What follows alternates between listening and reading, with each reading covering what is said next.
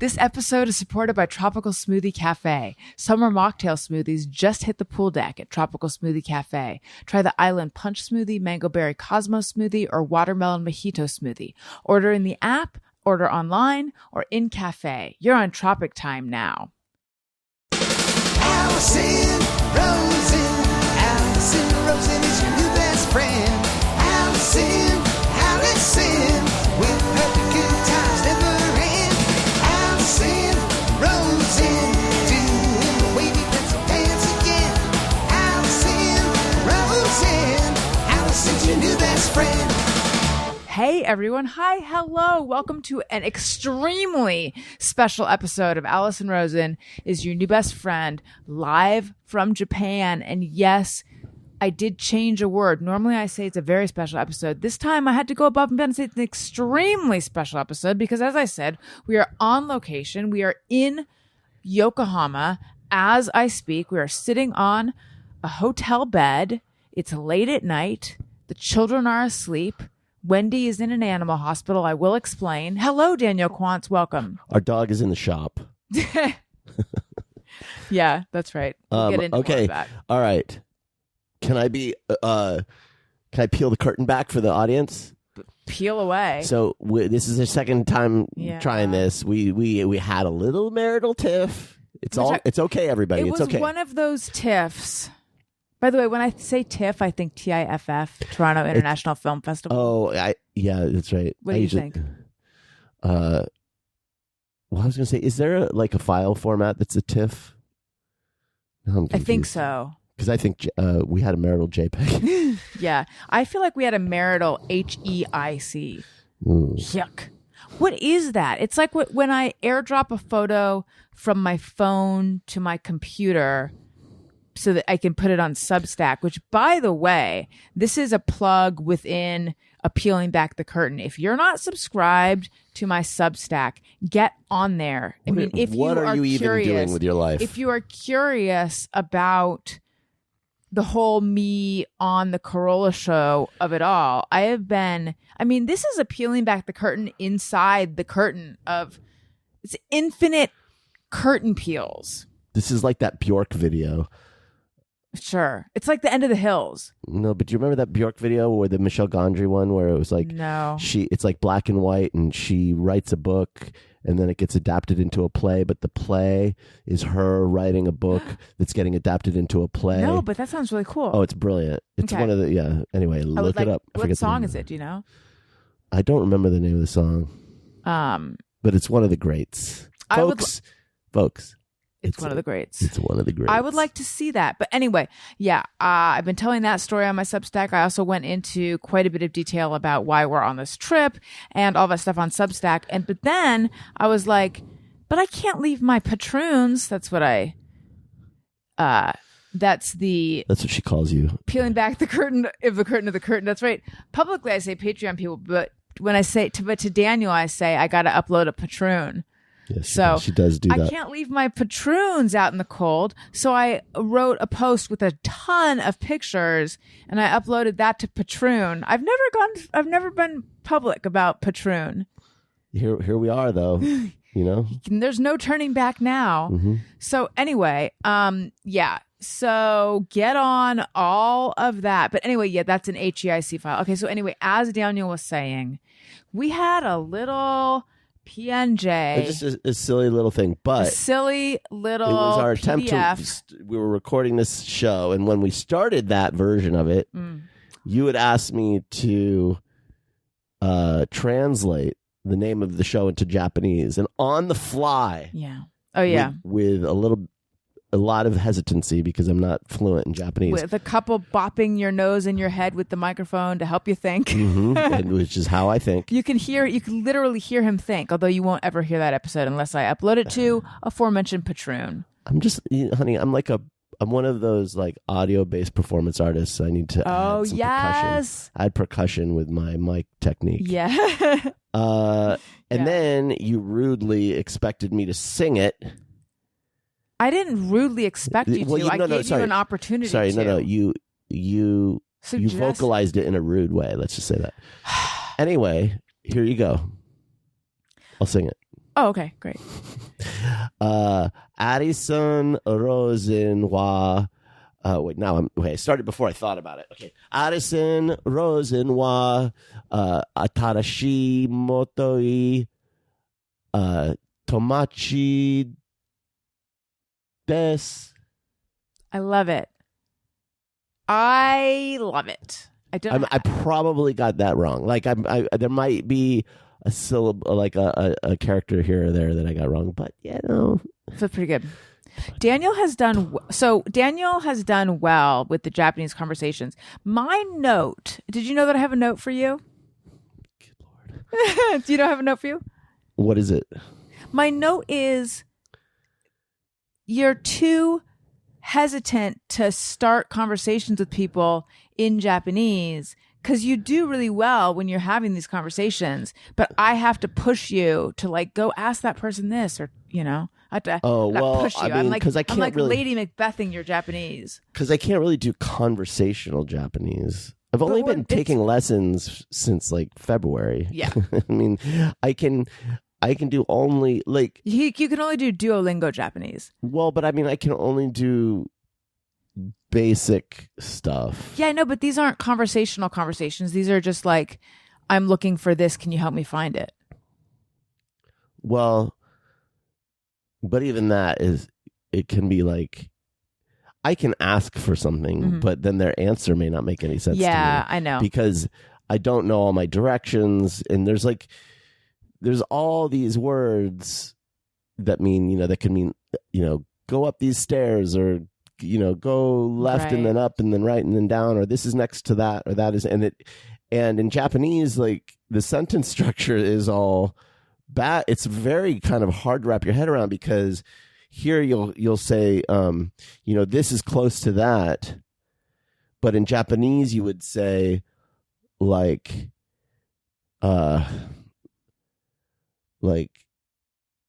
this is that close to is. It's just, and so they'll answer it, and you're it's like, what the fuck? So no. Just to illustrate that, I received a bunch of papers from the animal clinic. So we had to pay a surgery deposit and a hospitalization deposit. Neither of these were refundable, but they're like, the surgery deposit goes towards the cost of surgery. The hospitalization deposit goes towards the cost of hospitalization.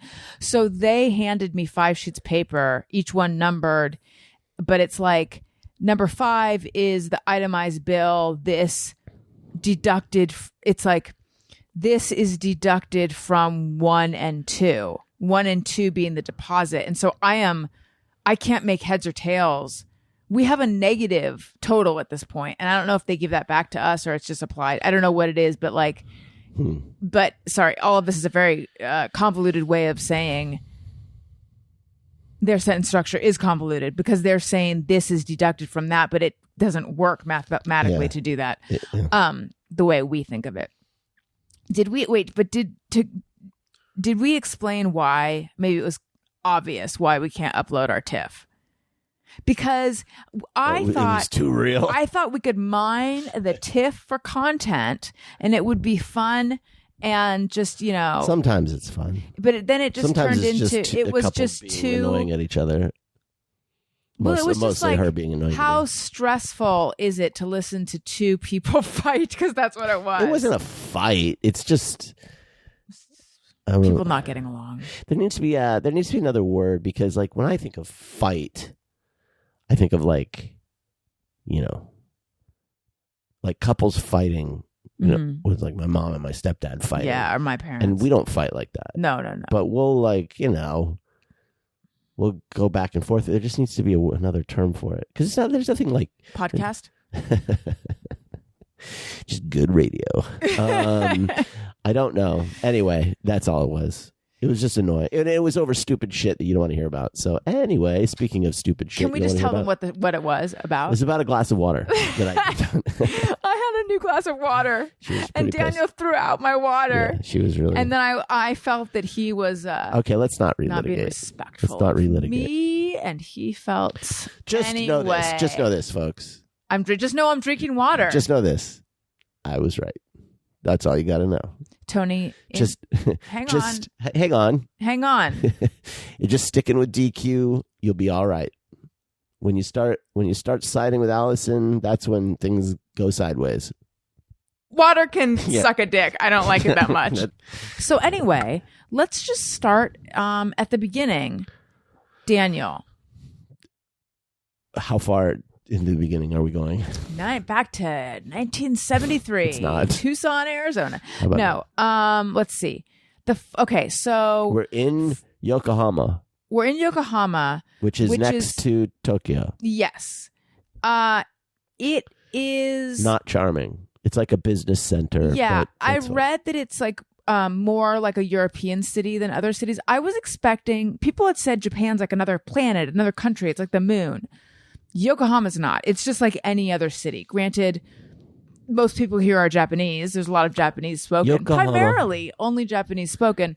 But Yokohama is like a port city and has always had more of an international, a lot of international, like people, from all over. It's kind of like a business, like a lot of tall buildings and just business folks and salarymen. That's what you said. Salarymen is what they call them in Japan. Can we share? It just is. It's just much more of an international modern city. You could be anywhere. LFH, is that what it's called?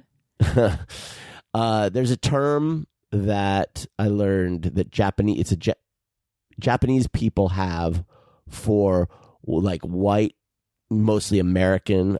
I bet British guys fit into this too, who come over here and date Japanese girls. What's it? And they're called LFHs or LBHs, losers back home. I haven't seen any LFHs though. I've been on the. Well, we don't see, but we don't see a lot of white or tourist. This is not an area. This is it's mostly Japanese people where we are. Have you begun to have the same thing? Even though I just said this is a very international place. This is how we know that I'm acclimating to the culture. When I see Americans or when I see white people, I think, ugh. Well, that's because most of the Americans we see are ugh. Is it that, or is it that I'm just beginning all the Americans I've seen have been kind of like, ugh. Well, that's what I'm saying. What's up with that? Well, because I think that if you're not, feel like maybe you're in Tokyo, you're in Kyoto, you're in Okinawa. You think it's that, or do you think maybe when you're outside of America for long enough, you begin to see Americans, or just they could be European? I don't know for who they are. Ugh.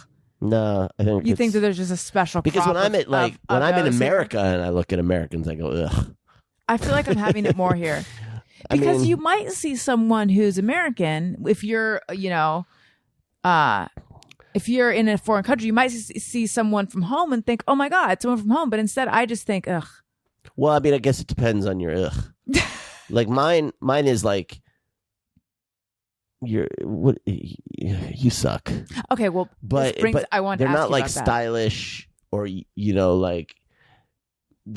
don't look. I don't look. I haven't seen anyone, any white people where I've looked at them and gone like, look at that, cool or young or energetic or attractive. What about me? Jet setting. Yeah, I include you in that. Person. I just think, ugh. I go, ugh, my wife. I'm her again. Tony, please make a drop of ugh, my wife. It's the opposite of my wife. Ugh, my wife. Yeah, go ahead. Okay, this brings me to a question I wanted to ask you, Daniel. And I wanted to go through this, chronologically, but I'm jumping around. The day of Wendy's surgery, which was Tuesday, I don't know why it was the 23rd, the day of her surgery. Her surgery was it was a long, intense, crazy, emotional day, which I'll get to, but we had a few hours to kill in the middle between when they had taken her in and when we were going to come back and, find out how it went and stuff. So we went to Shibuya, which is Shibuya Crossing, which by the way, is this a claim to fame? It's the busiest busiest intersection in the world. It's iconic. It's like, it's in whenever you see a movie it's like, look in at Tokyo. The people. They look like rats running across. Whenever it's like, we're in Tokyo, it's like the Times Square of Tokyo. It's Yeah. It's that place with the crosswalk with the diagonal and every a million people. Very crowded. So anyway, and we went to this store called Don Quixote. It's a chain out here. Yeah, it's a chain. It's sort of like their Walmart. It is a tourist destination, even though you might be thinking to yourself, why did they go to the Walmart Not all of of them Japan? are. The Don Not all Quixotes, Don Quixotes hashtag. Yeah, like I don't know who cares, but like if that there are Don Quixotes that are in areas where it's just like treated like a Walmart, but this one, because it's right off of Shibuya Crossing, happens to be like particularly touristy. Right. I was curious about all the different skincare and cosmetics and things like that. And they also had like 1,000 snacks. But they also had, when you first walk in, it smells delicious, like pancakes.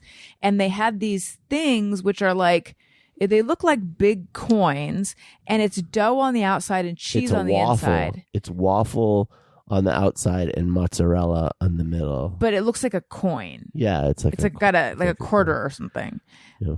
I don't actually know what currency it is. Like 10 yen. But you knew about it, and you said, "Oh, it's this. It's this famous coin it was cheese." A thing that had gone viral.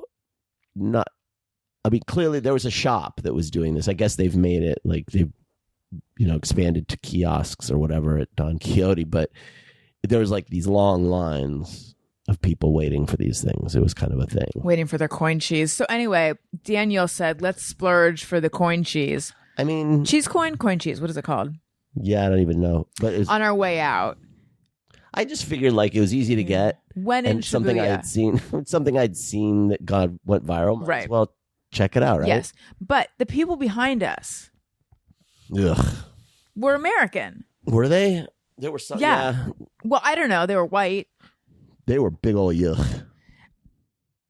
They were even getting that thing that you pointed out was supposed to be good, which is like a little skewer that has candied fruit on it. And I was tempted to say to them, how is it? And then the guy behind you, for the longest time, I don't know why he was waiting. Oh, because he hadn't received his cheese coin yet. For the longest time, when I was noticing, you're not talking to him. Is that on purpose? I'm not talking to who? You could strike up a conversation with this guy. He's American. Aren't you curious? What are you doing here? Not even aware of him. I was watching them make the cheese coins. There was maybe it's somewhere else. And I definitely noticed somewhere where you were, it seemed to me, very deliberately not having the like, oh, you're American. Are you American? I don't know any other circumstances, but I will say this. So, first of all, there's a lot of great things that I think are great things about Japan and Japanese culture, and there are some negatives. So I'm not. If I end up saying too much of one or the other, don't think that I'm not aware of the other. One of the negatives about Japanese culture, in my opinion, is how shy everyone is and how reserved. And they don't make eye contact, and everyone just kind of like keeps sort of to themselves, and it's sort of rude to like just look at someone in the eyes or to strike. So I get like this. In order to be polite in their culture, I'm kind of in this mode of just not engaging with other people, and I think it's just like I'm doing that with everybody. I'm not saying, oh, there's an American, I'm going to strike up a conversation with them. I see. So I think that might be part of it. And part of it also is I'm just misanthropic. Like, I'm not the type of person that looks like, it's circumstantial, but in that situation, it's like, I don't give a fuck. Okay. I don't know. Like, I'm waiting for a cheese coin. Like, what am I going to ask them? Hey, did you get any nail clippers in there? Those nail clippers are pretty neat, aren't they? Like, tell them why the nail clippers are neat. Because all the nail clippers in Japan have catchers built into them. So you're not spraying nail clippings around like shrapnel. Like, duh. Why? That's the good side of Japan. Two more weird things about Japan. Not that I would call the nail clipper things weird. That's just innovative. The crosswalks don't have buttons, and they take a long time. Like, listen, pedestrian. Well, especially when it's 90 degrees, 90% humidity. It's like walking around in soup. It's very hot. We were caught in the rain yesterday, and it was refreshing.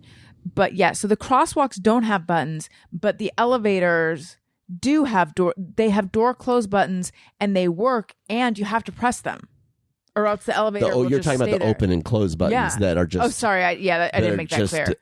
Performative in. They're just for decoration. Well, they make you feel like you have agency. Yes, over the but elevator. here, because I pressed the button and I was just standing there like, what's going on? Why is the elevator not working? And the guy said to me, you have to hit the door close button.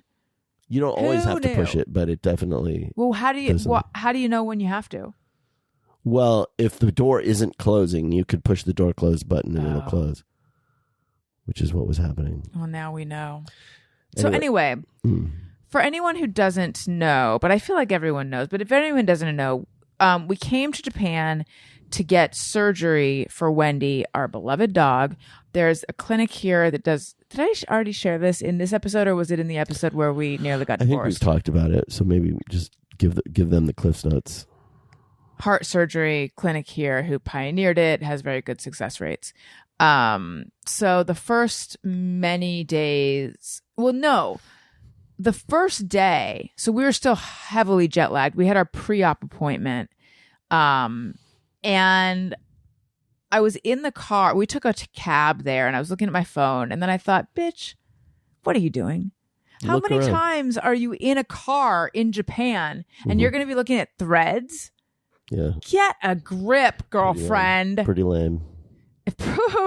Pretty lame. So I put my phone down and I looked out the window for a little while. And then eventually I looked at my phone again. But you get what I'm saying. I'm trying to live in the moment. Got there and it turned out that Wendy's heart was a lot worse than we realized, which sounds silly because of course we realized her heart was pretty bad. That's why we're here. But it was like, the doctor there said that Wendy could go into heart failure like any second, she was worried about her going into heart failure before the which surgery was in a few days. because if she was in active heart failure, she wouldn't be able to have the surgery, but she'd be able to have it at a later date. But that I was just like, oh, there's no way we're turning around without her having the surgery. And she asked me if I had any experience giving shots. Now, this is where I shine. Yeah, you're good at giving shots, that's for sure. Well, I've given so many shots to myself during IVF. So she gave me 3 syringes of medicine to give to Wendy to give her 1, but 2 in case I mess up. If she goes into heart failure, she's on a heart medication. They upped the frequency of that. They added a diuretic. I had an alarm on my phone. I was giving her, from that point forward, we couldn't really do much because I was giving her medicine 4 times a day. And it just felt very sad and scary. And like they showed us an x-ray, ultrasound. I don't know. Her heart It was like a video. huge. They said that was the echocardiogram. That was the Doppler thing where it showed us the regurgitation of blood. But no, I just mean it must have been an x-ray where we just saw how huge her heart was. Her heart was like, I don't know. And it's like pressing against her like windpipe and like Yeah. almost cutting her air off. Her heart was just huge. And then also, I love our cardiologist in America, our dog cardiologist. However, the clinic here, and I think that different countries do it different ways. Japan probably does it the best. If it were up to them, she would have been on more medicine and different medicine as well. So it made me, and for some reason, and you guys have listened to me long enough to know, I hate the feeling of doubting someone that I put my trust in. And so I hate this feeling of like, oh God, could things have been different if we had had someone different advising us or prescribing? That being said, like I love our cardiologist, but for whatever reason, she should have been on more meds because what she was on wasn't controlling it. But so anyway, there was no reason she couldn't have the surgery though, as long as she didn't go into heart failure. So I just didn't realize how precarious it all was. It just felt very precarious. Yeah, it was definitely a nervous few days, and then she had her surgery, and that was it was good to go to Shibuya because it was incredibly distracting. Yeah. And then the recovery was harrowing a little bit because then, Well, let's tell them about. Okay, so we got there at 8 a.m. with old Wendy. They didn't take her in until like 11:30, I think. Is this the more interesting thing, telling them about that or talking about Japan? Talking about, well, okay, fine. Because you've shared a lot of this with your whatever, your patrons. Right? No, I haven't done a Patreon episode from Japan yet. All right. Tuck in for me to repeat this, guys. Sorry. So they took her back at like 11. And then they said to come back at 3:30. And that's when the doctor would talk to us. So, around then. We got back at 3 and they didn't call us. They didn't talk to us until 5. So the whole time I'm just like, what if she dies in surgery? What if she dies in surgery? What if she dies in her surgery? And then I'm thinking like, well, I think if something bad's going to happen, it would happen at the beginning of, I'm just doing all this extra thinking that isn't tied to reality. Like I think if something bad's going to happen, then it would happen at the beginning. And then I'm like, or it would happen at the end when they take her off of bypass, if they can't get her heart started again. At one point we did ask, and now we're communicating with someone who works at the hospital because there's one person who speaks English there. So we're communicating with her via Google Translate, and she holds up her phone and it says, it'll take 1 more hour. And then we both have this look of like, on our face. And then she writes, everything's going well. Yeah. And that was a huge relief. So anyway, we will get to the Japan part. I just want to say, so all of a sudden they're like, for Wendy, and they call us back and they take us into this hallway where you can see into the surgery rooms, which are like enclosed in glass. 3 Japanese people working kind of over. And you just see this little patch of fur, and it was the most surreal thing of like, oh my God, that's Wendy. That's Wendy on the table. Like they stopped her heart to do the surgery. Like she was on bypass. They bypassed her heart. Her blood goes through this machine that oxygenates it and puts it back into her body. They stop her heart. They do this surgery on the heart, and then they start it back up again, and then they sew her up. It's the craziest thing. I mean, like, I know that they've been doing open heart surgery for, a long time, right, on people or whatever, but it's still miraculous that that's even possible. I know they don't do it as much on people right now. They have more different ways of going in and doing these surgeries. But I think so. Just seeing, I don't know, it was wild. What was for me, the sort of out of this body, like otherworldly, surreal aspect, though, of just being like, oh, that's like just seeing that tuft of fur, because her body was draped. So there's just a little section you could see, but just like, oh my God, that's her. She's unconscious on the table there. It's weird. And it's also, I think about it from her perspective. You think she has one? Well, just like how confusing this whole thing must be to her, just like, she's on a plane and what's going on, and I'm here and then all of a sudden she's taken away, and, like for her experience, she probably just like, she passes out, wakes up, and she's just in this box, and she feels weird and everything's weird, and it's just weird. I don't know. Obviously. But. So they were happy with how the surgery went, though, which was a huge relief. So we came home, felt good about everything. And then there's this app they use to communicate with you. So in the morning, I got a message saying that she was stable through the night, but she's developed ventricular arrhythmias, tachycardia, and her muscle contractions are weak. That's from the surgery, and because of how dilated her heart was. So they're giving her anti-arrhythmia medication. Like, they're giving her all this medication, but I just felt like all of this is a bad sign. And I said, is this worrisome? And she wrote back, yes, that's why we're starting treatment, which wasn't the reassuring message I hoped it would be. And then I said, is this common? And she said, yes, we see it commonly, and kind of explained that like if the arrhythmia continues, it can lead to fainting or collapse. In worst case, the heart can stop. And that was a very upsetting series of messages. But then the next day, her arrhythmias had later that day, she had responded to the medication and she was getting better. And then the next day that her arrhythmia was lessened. So they switched to oral medication from injectable medication. And then today she's much closer to normal. And they're saying we could even visit her tomorrow, because we couldn't visit her up till now, because if she gets excited, that makes it worse. So she has to stay very calm. But the message today was that she's eating well. She's like almost back to normal. She's eating well and she's barking when bored. It's like, oh, okay, she's back to herself. Our Wendy's back. So, yeah, it's been that part of this trip has been pretty weird and interesting. I definitely feel like Japanese people, for the most part, do things kind of better than everyone else. Yeah. There's like a pride. There's a cultural sort of thing in Japan where people take pride in the work they do, even no matter what job it is. That's not to say that there aren't Japanese people who don't, but like, you know, for the most part, like if you go to McDonald's here, they are putting their best effort into it and they're happy and it's a good experience. But you know, dealing with someone who works at that McDonald's, it's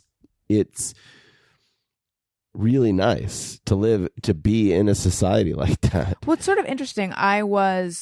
Okay, so I know I'm jumping around, but I posted something on Instagram today saying that I know so many people who love Japan, and I like, where should I go or what should I see to have so that I can love it like you do, because I like it, but I don't love it because I like it, but I don't love it yet. This is not my favorite place on earth. Granted, we're here for sort of less than like super fun reasons, but I just feel like I haven't experienced the Japan that No Robe Tony loves, etc.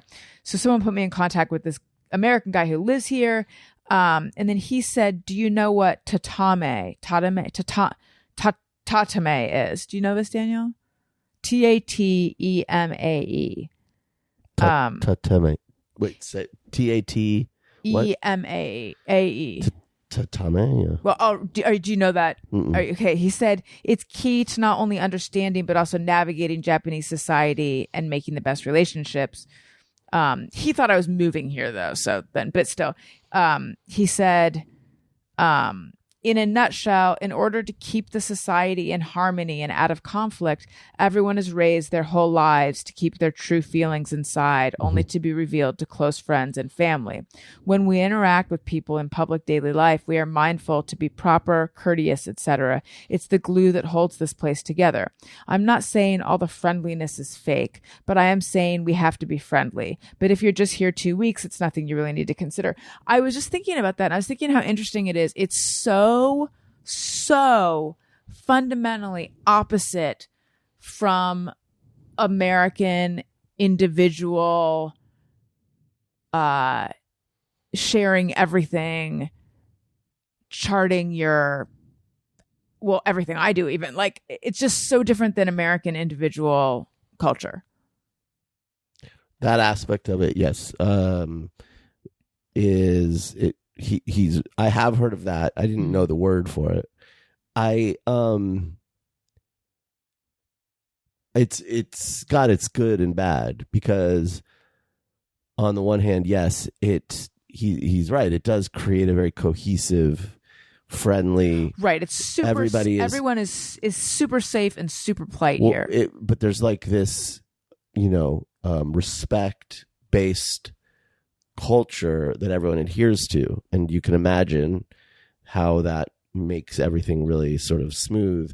On the other hand, and this isn't something we have to deal with, but if we lived here and worked here, it would drive us crazy, because it creates kind of a passive aggressive. Yeah. Nobody is direct. Nobody is, and so part of I've learned about Japan is like, you end up having to develop the skill of understanding what someone's really trying to communicate when they're not communicating it in any kind of direct way. So I learned that in my family. Yeah. So it's like I personally, that's why I know I could never live in Japan. I do love Japan and I love the Japanese people. I love this culture, but I could never live here. It would be too suffocating for me. And I don't do well with passive aggressiveness. Like it's just, I'm just too Western. You'd have to have those night movers disappear you. Okay. I don't know if this is true. I saw this on TikTok. However, so an American who lives here now was talking about, quote unquote, the night movers. So if someone needs to disappear from their life because, let's say, they experience bankruptcy or something where they have a lot of shame around it, they'll hire these night. I don't know if it's like specific people that do it, or I don't know exactly if there's a company or how it works, but they'll hire these night movers who come and they relocate you in the middle of the night. Not even your friends or family will have any idea where you went. Oftentimes you'll just be regarded as a missing person and they just send you to some other part of Japan. It's like a witness relocation. Yes. So weird. Anyway, you'd have to do that. Well, I think that, by the way, I think that's brilliant because I was thinking like, God forbid if one of our boys became really suicidal, I would much prefer they have that option of disappearing just and going relocating. like I'm gonna then it's just okay, good, at least I know you're somewhere and you're happy. Like I don't know, but God, that's dark. But you wouldn't know that though. You'd think that they just are missing. Yeah. I think that not knowing would drive you crazy. Know. But even knowing that that's an option would give you hope. I don't know. Elliot and Owen, one day, if you're sad and you're hearing this, call me. But also, it gets better, and also get help. Reach out, please. Tomorrow's a new day. Don't let the night movers disappear you. The night movers. Sounds like an 80s movie.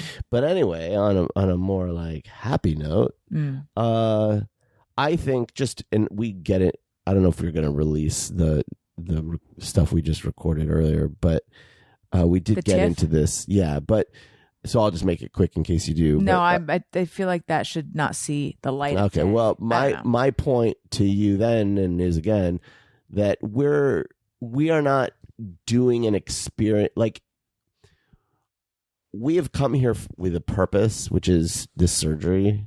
Everything that our whole like where we're staying and what we're doing is sort of like constrained by that. And so it's not designed to be the kind of trip where you experience Japan in a way. I was lamenting that I feel guilty because this is this amazing once in a lifetime opportunity to visit a foreign country that's very foreign and very different than Burbank.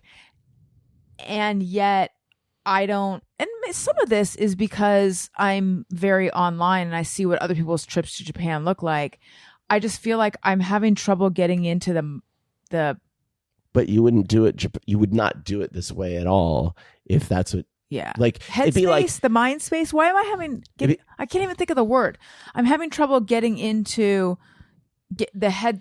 I'm having trouble wanting to have that kind of trip, and I don't know if it's because I'm concerned about money and I think having some endometriosis flares and I'm worried about Wendy, and I'm just not feeling super adventurous, but like sand is passing through the hourglass. We don't have that much more time here.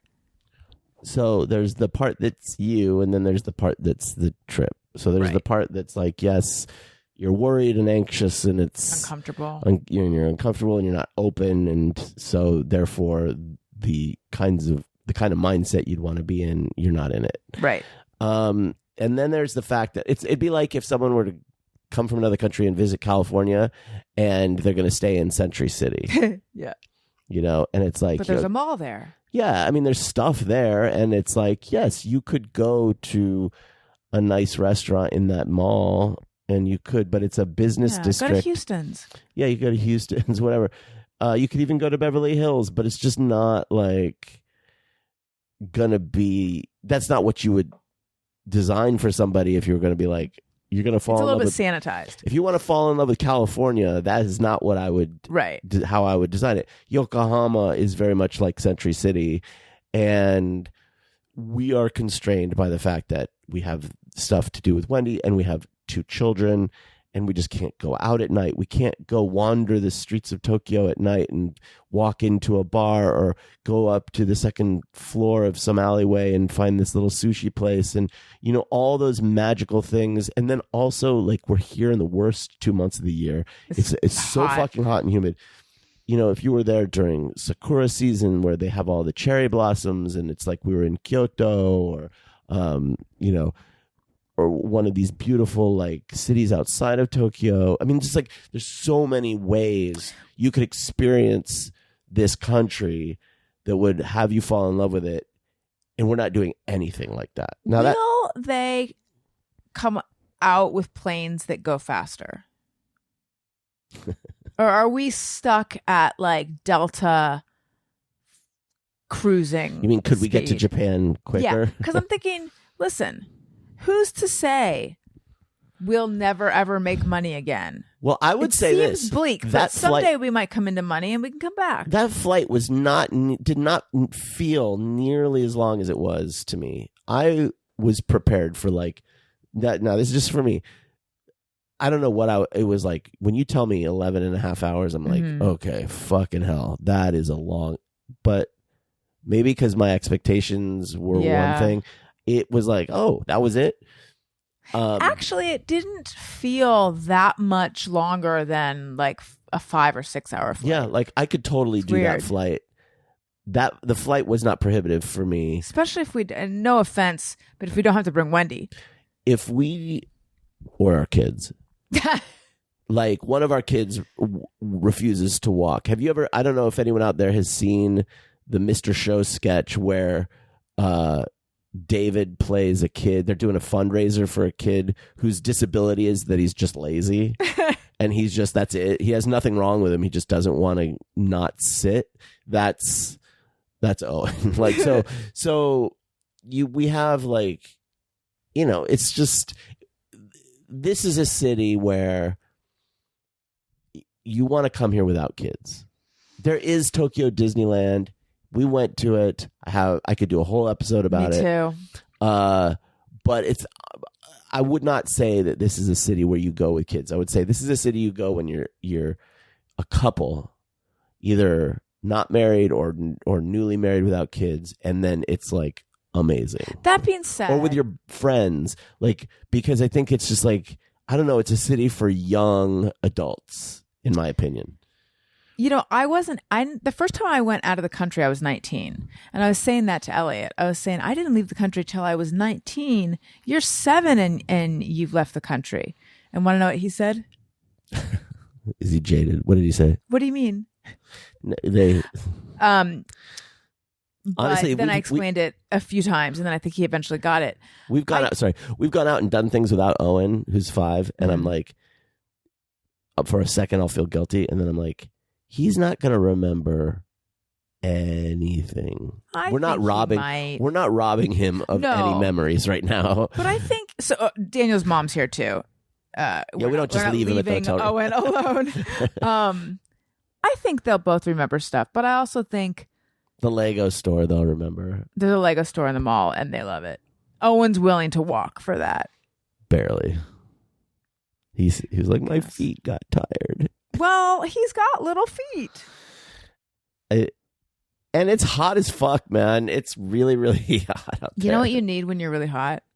Tropical Smoothie Cafe. Something refreshing like that. Alison Rosen is your new best friend is supported by Tropical Smoothie Cafe. Tropical Smoothie Cafe believes you deserve a little vacay every day, not just once a year. Get on Tropic Time with bright and refreshing smoothies, tropic bowls, wraps, and flatbreads from Tropical Smoothie Cafe. Summer mocktail smoothies are back, and they're more refreshing than ever. And only here for a limited time. Head in and try the fan favorite Island Punch, Mango Berry Cosmo, or Watermelon Mojito smoothies. Today, I like the Island Punch smoothie because it's got peach, guava, passion fruit, mango, and pineapple. Join Tropical Smoothie Cafe for a pineapple, mango, and watermelon soiree all summer long. Grab a refreshing island punch, mango berry Cosmo, and watermelon mojito mocktail smoothie and meet us poolside. Visit one of Tropical Smoothie Cafe's 1,400 plus locations or order online or through their app. Okay, so Daniel, I had intended to really go through a lot more and tell a lot more about what we've done. We've got the future ahead of us. Yeah, but we do have a snack chat.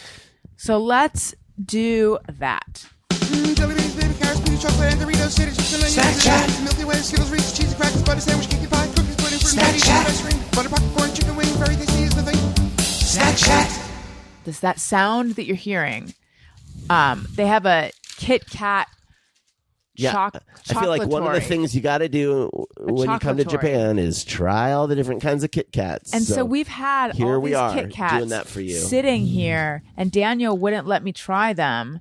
But you off did air. anyway. I did anyway, yeah, but only one or two. Two. Let's see. I'm gathering all of them. Okay, so there's. Oh wow, there's a lot. So many. Yeah. Cassis. Well, you know what? We can share them. There's two That's little true. Kit Kats in each of them. You know what? Why don't we just share them? Yeah. Okay. So there's melon, ruby, matcha, milk, cotton candy taste, yuzu, strawberry, and bitter. There's also a white. Do we not have white? There's only one white. That's the one I ate. Well, you the other ate night. a Okay. white. It was good. What would you like to start with, Daniel? Whichever. Let's start with yuzu. What is Yuzu, yuzu? Is it just orange? It looks like orange. I thought that yuzu is... Maybe it's a kind of orange. I don't know. A yuzu orange? Okay. So here you go. All right. So we're each taking one. It's got it's Smells white good. on the outside. The nose is sort of a white chocolatey nose. Yeah, it's sour. Like sour orange. Interesting. Oh, yeah. That's really good. It's almost like a yogurty flavor. Okay. That's really good. We have been... I like that one. I started... Elliot was complaining about something. To be fair, I also didn't enjoy the restaurant we were at, but I said to him, why don't you give it a rating? Why don't we give everything Was this a rating? the Yakitori restaurant. okay. But you didn't like it because you... Okay. Because what? You don't have a hugely adventurous palate. Like one of You didn't eat anything adventurous there. Well, there was an eel omelet. Oh, yeah. I don't like really eel. good. Well, I don't like the way eel looks. Listen. Eel is delicious. I won't eat gummy worms because they're worm-shaped. Yeah. I've got a thing about eels and worms and things. This place was good. It was fine. It was good. It was actually good. It's fine. It was better than fine, but go ahead. Well, how many Daniels did you give it? I give it 4 Daniels. I think Elliot ended up giving it 3 Elliots, and I gave it 3 Alisons. No, I think Elliot gave it 4 Elliots. Elliot is inflating his rating. Anyway. Well, that's not my problem. Take it up with the Daily Elliot. How many yuzus do you give this yuzu? Because I'm going to give it a 4.5. That was pretty good. Like, if that were a standard flavored Kit Kat, it would be a Kit Kat I would buy frequently. Yeah. Okay. Where do you want to go next? I'm really curious what Ruby is. Okay. Let's try it. But I will say, I've had the normal Kit Kats here, and they're better than the Kit Kats at home. Like, I feel like the Kit Kat factory, Kit Kats is managed by whole different folks here. It's like a different formula. Okay. All right, which one is this? This is Ruby. Ruby. What does that mean? Is that I just don't know. Ruby chocolate? I think this is Ruby chocolate. Oh, Ruby chocolate is a thing, isn't it? Yeah. Yeah, it just tastes like a Kit Kat. Little So sour. different. Ruby chocolate has a tiny bit of a Tang. tartness to it. Yeah. This is pretty good too. It's good. That's really good.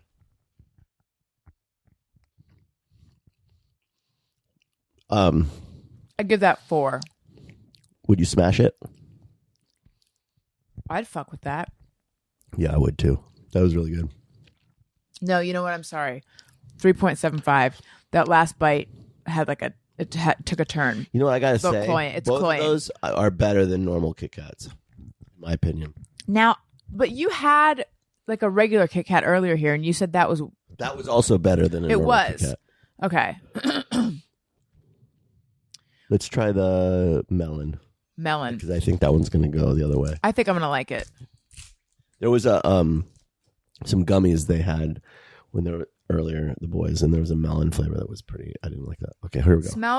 Smells like Oh yeah, you can smell Bonnie that. Bell lip gloss. Smells like cantaloupe. Oh yeah, I like this.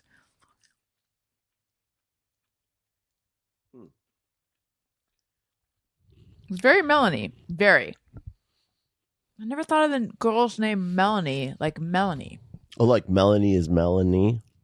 Yeah, like that lady's cantaloupe-esque. Like she has big boobs. Like she's Melanie. Melanie is Melanie. Mm-hmm. Oh, that's good. So this is good, although I wouldn't eat it again. I would. I'm giving that a 4.5. I don't like.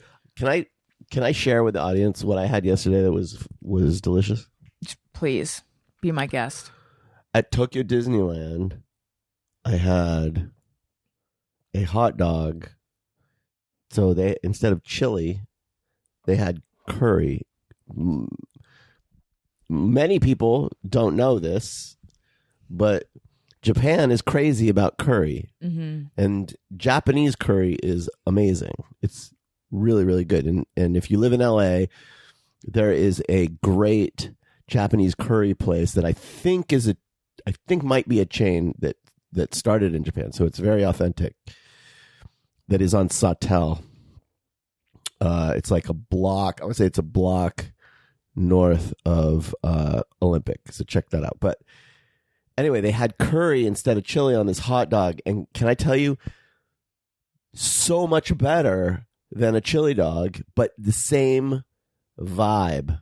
It like, you kind of feel, it feels like you're having a chili dog, but it's sweeter. It's, oh my God, it was so good. So anyway, just saying, like, everything's just like a little bit better here. Mm-hmm. All the things are just little improvements. Yeah, Like- I had a cheese dog, which is a hot dog with cheese on top of it. Because none of us were like, I really want a hot dog. It's just, it was late and That's there all there wasn't a was. lot of food options. That's for our Tokyo Disneyland episode. Can I tell you, I just checked my phone. Bad news? No, it's not bad news. Well, no, it's not about Wendy. Oh. I was looking at my Substack settings today, and because I wanted to find a thing where it like double, like where it shoots someone an email saying, you signed up for this. Did you mean to sign up for it? Initially, I didn't have that enabled. However, I feel like I'm getting some spams, people signing up for it. I'm not sure. Excuse me, not at the paid level, at the free level. So I want to like make sure that people are intentionally signing up for it. But anyway, another option is you can have it send you an email when someone signs up. So I get emails when people sign up at the paid level. But then you can have it send you an email when someone unsubscribes. And I didn't have that enabled because I usually figure like go with God. But I decided to enable that when a paid subscriber unsubscribes. And I just got my first one. And now I'm like, well, why? Why did you turn that off? Why did they unsubscribe? Now you're going to be miserable all the time. It's called churn, honey. In any subscription-based anything, there's going to be people that unsubscribe, people who subscribe. I just kind of want to be on top of it because sometimes I'll log in and I'll be like, oh, like the number went down to this or it's up to this or whatever. I wanted to be more aware of it. But yeah, I don't need to know. It's just going to make you feel bad. Just turn it off. I know. And it interrupted an otherwise wonderful story of a curry dog. Yeah, look, if you can't afford to subscribe, you like unsubscribe. It's fine. But if you can't afford it and you want it, then say that's the great. reason they unsubscribe, and that's not in the email. So now I don't look. I mean, It's. I know. I unsubscribe from things all the time. It's fine. No shame. What should we try Don't, next? yeah. Don't. I don't know. Which one do you think looks good? Well, let's try cotton candy taste. Okay. It's like their person who translates it into English wasn't there that day because it could just be cotton candy. Oh, is that what it says? Cotton candy taste? Yes. Oh God, the nose on this. I want to say, like, I have not seen It's as much blue. mangled English as I was hoping for. All right, here we go. It's blue. The color alone. Okay. Light blue. Pink inside? No. It's okay. Oh, it's like coconut flavored almost. coconut taste. This is hard to swallow emotionally for me. That's good. I think it's good. It's not my favorite. I'm gonna give it 3. Okay. Strawberry. Yeah, that's it. So far, what's your favorite? Probably the Wait, what was the second one we had? Ruby. Probably the yuzu. No, cantaloupe was the second. No, yuzu. ruby. Yeah, Yuzu's better. yuzu is my favorite too, or melon. All right. Okay, so this is strawberry.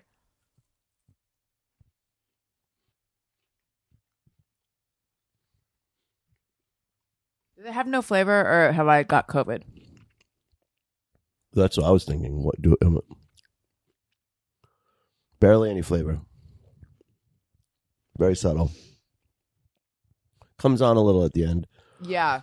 but not what I would want from a strawberry.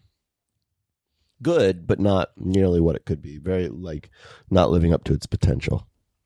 It almost tastes like a breakfast bar that's strawberry flavored. Speaking of foods that don't live up to their potential, we saw capybaras today. Are you thinking of Al? Is that what you said? Al. Yeah. It's capybaras. We went to we went petting to the zoo. indoor petting zoo. And there were capybaras, and there were a bunch of them were lounging in bathtubs. When you think capybara, how big do you think? Because I think miniature poodle size, but these things were like huge. Labrador. They're probably like 80 Way pounds. bigger than Labradors. Well, maybe not. But Like they'd be they pretty were like big. the size of like a mini horse that's not that small. A pig. Like one of those mini ponies. Like what Yes. Lisa Vanderpump has. They were almost that big. They were Like how big. much do you think one of them weighs? Like 100 pounds? Oh, easy. 150? Sure. They're big motherfuckers. They're cute though. They're very So cute. And then we were just thinking about how Al ate one in Uruguay. He's such a monster. That's what they don't know about Al, is that he's a monster. Okay, we got white, bitter, matcha, and milk left. Your choice. Let's do bitter, just to spice things up. Oh, and we have cassis also. Okay. I'm not a fan of bittersweet chocolate. Bitter. I'll probably like this one. It reminds me of like baker's chocolate that I ate in the middle of the It night. smells like baker's chocolate. Yeah. It's fine. It's very baker's chocolatey. I like it, but Ugh. actually it's pretty good. It needs half a packet of Truvia. Yeah, that's pretty good. No. That gets 1 Alison. How long until Kit Kat decides to do this shit in America? Have all these flavors. Like, what's stopping them? Why do they only do it I in don't Japan? know.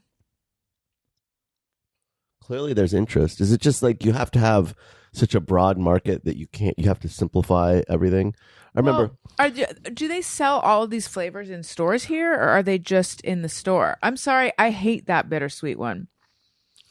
I don't know, but like, okay, let's just move on. Okay. Why? I'm just wondering, is it because you have to, with something like Kit Kat, you have to appeal to so many people that you can't have as many options? It's like, I remember when I was in film school, there was this producer who was explaining why there aren't more interesting movies coming out of Hollywood. And the analogy he used was, okay, we're all of us in this class. Like if we all had to agree on an ice cream flavor, we all had to agree on one, like half the time you'd maybe have chocolate and half the time you'd have vanilla, and maybe 1 out of every 10 times, maybe you could come up with something a little bit outside the box. But when you're appealing to so many people, there's just you can't go far outside of that sort of like the average. And that's why you have fewer choices. But in a place like Japan, where you've got fewer people, or maybe it's because it's more of a homogenous society, so Their candy there can be more diverse. variety. Like, I don't know. There's probably some sociological reason for it. All right, listen. I don't think I have what it takes to finish out the round. You're gonna finish the cassis. I tried that the other day and it wasn't that good. Well, that's why we're gonna do it. No. I don't want to eat that one. No, but that's why we're doing it. Oh, and we're going to save milk, matcha, and white. More interesting. Oh, do you want to save it for another show? That's what I was thinking, yeah. Oh, sure. Okay. Okay, so then let's do milk. Let's do milk. Let's just see. Oh, I thought you were done. Okay. No, I'm saying I've got one more in me. Oh. Listen, Elliot wanted to be part of this, and he's going to be very upset when he finds out that we did this without him. So, well, that's why I bought so many of these so that he can. Oh. He can do. Well, I wish we. Okay. Poor planning. All right, so this should be just a regular Kit Kat. This is basic ass. Yep. Bitch. It's good. But it's just a Kit Kat. But good. Yeah, it's good. Listen, a regular Kit Kat is good. It's a good candy. This kind of brought me back in the game. What do you want to do? No, I'm good. But that's how much I didn't like the bittersweet one. That it made me lose my taste for Kit Kat. Well, you don't like dark Snack chocolate, though. No, that like water, dark chocolate can suck a dick. There's so much. Do you guys like hearing me suck the chocolate out of my teeth? There's so much what? More we could talk about, but we'll just have to save those for future shows because give them just like a teaser of what we could talk about. Well, besides Tokyo Disneyland, just thoughts about Japan. I mean, like every day. It's just it's interesting, and I gotta say, this thing where 6 months ago I sat down and I was like, I gotta learn some Japanese because if we're going to Japan, and I've heard they don't speak a lot of English there. I don't want to be, plus it's like, it felt like this impenetrable language. Mm-hmm. The fact that I can like go around and talk to people, right? It's like very impressive. Like you conjugate on the fly. I can talk to people in Japanese. Now, I'm not anywhere near fluent, or conversational, frankly, but it feels like more than I am. It's like playing a video game or something where it's like I had this experience where I sat down at this restaurant kind of bar. I was waiting for takeout. Excuse me. And it's like I was able to assemble these sounds together in a particular order, and by uttering them in that order, I got a beer. You know what I mean? Like it was like if you say this, then this, then this, then this, a beer arrives. What did you say? Say it. Well, the first thing I said, because I didn't know, I go, biru wa arimasu ka? Which is, do you have beer? And he said, hi. And I go, biru kudasai. Biru o kudasai. And what's that mean? Can I have a beer? It says, I'll have a beer. Well, you're saying I have a beer, please. Technically, you're saying like beer. I'll have a beer, or give me beer. I think it's like give me beer, but that sounds less polite than it is. Right. Kudasai is almost like please, and but it was just like, that's very simple stuff. There have been other times when I don't know. It's just like really, look. I was in Japan when I was a kid, and it was like everything is gibberish. Everything they say, all of the characters, like it's just like it's very scary because you're just like, I don't understand anything that's happening. And the fact that I was in the shower and there's like this little sticker on the door and it's all in Japanese, and I was just staring at it. Now I could not exactly, because in Japanese there are these sort of Chinese, there's like 3 different alphabets really, and one of them, if you don't know it, you just can't figure it out, which is the kanji, which is like these Chinese letters. So it had some of those I didn't know, but I could look at it and I could kind of like, I was like, I wonder if I could figure out what this means. And I was like, kind of looking at it and I could understand enough of it. And then I did the like Google Lens to see if I was right. And of course I wasn't exactly What had right. it said? But I was very much in the ballpark. What I thought it said was, be careful because water can leak out of the door, and you can, and it can be a danger. So just like it's sort of a warning that when you're taking the shower, that water can go out, can leak. And what it was saying is, specifically what it was saying was, if you direct the shower at the top of the door, it'll leak out. Oh. So it was giving more of a specific, like, how it happens. But I was right that it was warning you that the water that goes out is a danger. Listen, folks, what I'm saying is I'm a genius. If you take nothing else away from this, Daniel speaks Japanese. I am not trying Brennan to. I could see you now. Listen, I am not boasting. I am not good at Japanese. I cannot have a conversation in Japanese. I'm impressed. But it does feel miraculous. That's just how it feels. Like, folks, this is how it feels. I was made to believe when I was a child by Brennan. a fucking demon from hell that called itself Senora Brenna. Brenna. Senora Brenna. This demon sent straight from hell. It fucking labeled me not only as a bad kid, but as someone who couldn't learn Spanish. And I had decided, I'm going to show you, Senora Brenna.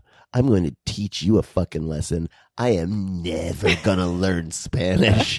I am never going to fuck you. I'm never going to learn it. You showed her. And I internalized the idea that I can't learn a language. So for me personally, to be able to learn a language at all, and then for it to be such a difficult language.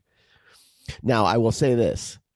When I first got here and I first started speaking some Japanese to people, I realized, expected the reaction to me saying, arigato gozaimasu, which is just thank you very much. I expected the reaction to be one of pure delight. And it's so funny you're saying this. I shared this on Alison and Todd After Hours. Did you? I said the exact same thing. I said, I expect them to just be like, oh my God. You did it. You are an amazing person ding, to ding, have ding, learned ding, our ding, language. ding, ding, ding, and then like confetti and everything. And I shared that I even said to you, if someone said to you, hello, with an accent, you wouldn't have a reaction. You'd just be like, oh, they're just saying hi to me. Well, that's what I realized quickly is that like I'm like, konnichiwa, konbanwa. Like no one's they aren't throwing confetti. They're not even delighted. No, they just take it in stride. Because to them it's just hello. I need more. I've come hello. I've learned how to say it in your language is what I really am trying to express. There have been some interactions I've had where I have gotten a little bit more of the reaction that I desire. But it's usually when I have gone another step with Wait, it. when have you had that reaction? Tell me about it. I want to vicariously I can't remember live through exactly. You. I think it's like when I've been trying to like give more complicated like food orders or something, or I think when I was there was an art supply store we were trying to find, and I was like talking to the woman at the information booth, and like I think there's like things like that where there's more of an interaction, and I'm like going a little deeper because I'm using more. Then they'll be a little bit more like, okay, you know, this is like they're not fooled. They know that I don't speak the language. I'm not like that good, but I think for Japanese people, English is just as hard as Japanese is for us. Yeah. And so I think there's an understanding that it's not easy and an appreciation that I'm giving it a try. It's crazy to think, though, the one doctor at the clinic who speaks English who, you know, did the extremely long and intense pre-op appointment with us in English, the level of detail that she's able to articulate. She's incredible. She's crazy. Incredible. I marvel at it. Like, I feel like if I lived in Japan for 10 years, I wouldn't be as fluent in Japanese as she is in English. Right. But anyway, we should get going. I guess we should. My throat's starting to get itchy. I'm going to start going on a coughing fit. Oh, no. Listen, you guys. Thank you so much for listening. I hope you've enjoyed Daniel and me, because you're going to get a bit more of us for the next few episodes. I haven't Start loving it. figured it out. If you're not loving it, figure out a way to start loving it. That's right. Dig deep, look inside. Let's see. Yeah. So again, Substack, Patreon, Alison and Todd After Hours, Childish. You know all my things. Go find them. They're all at Alison'sLinks.com. Also, hit that merch, won't you? And Monday's episode, a week ago is Monday's episode from a week ago is on YouTube. So with Jillian Gottlieb, she's a ton of fun. So go check that out. YouTube.com/Alison Rosen. Daniel, anything? For me? That's right. I'm back on X if you want to, follow me there. Boy, is that a fucking hoot. A hoot and a half. A hoot and a holler. But yeah, whatever. All right. Go there. Thank you for listening. I love you. You matter. Goodbye. Hey, do you know about the Alison Rosen Show? We had a good time, but now we gotta go.